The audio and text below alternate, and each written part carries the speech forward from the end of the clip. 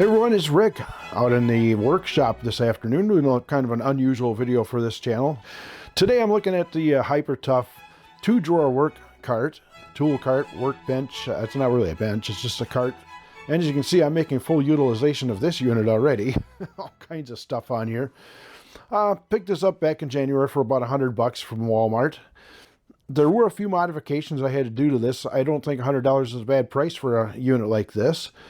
But we'll start off with some of the mods that I did to this. The first thing I did was the bolts on here.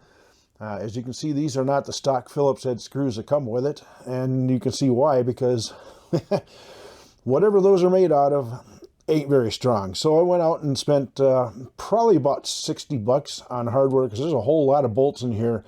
And of course, these are metric, so a little bit more pricey. I think there's, let's see, 16 on bottom, 16 on top, 18, 20.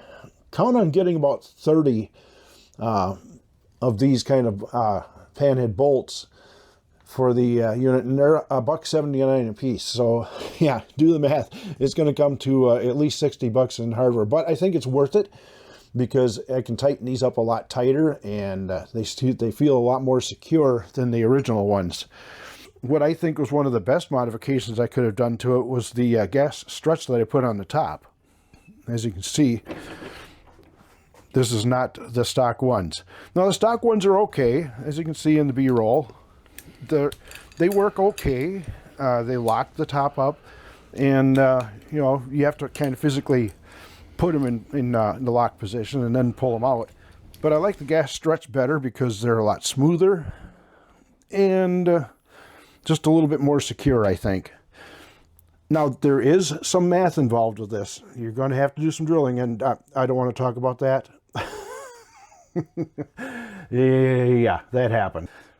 And the struts that I got are not that expensive, really. As you can see here, like less than $15. I got 4 of them, so I mean, if something goes wrong with one of them, yeah, you know, replace it. So I think that overall it turned out pretty decent. I like it. Also, that didn't have any kind of protection on the corners. As you can see here, I've got some felt pads put in here to keep it from kind of slamming down too hard. Another thing I did too is I took some of the this stuff here. This does not come with it. Ordered this off Amazon as well. It's basically just car door protective strip or something, whatever you want to call it. Put it there, and then put it down here. Kind of looks like it belongs there, actually. Then I went to Harbor Freight and spent another $20 on one of these.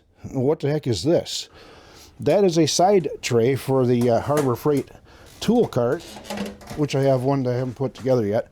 But it fits right on here, and as you can see, maybe you can see and maybe not, but I really didn't have to do any modifications to this at all, except got some longer bolts to put in here. In fact, I actually used the original Harbor Freight bolts that came with this unit. You have to use the spacers on it, because as you can see, if you had it tight up against there, it would interfere with the top.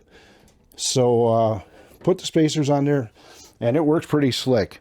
In my world, horizontal surfaces are hard to come by. So it's nice to have that little side tray on there to help things out. So yeah, that's just a little short video. Now, again, the only thing I have a problem with is this thing kind of flops around, so probably just going to get a bungee cord to hook it around here and hold it so it doesn't go bang bang.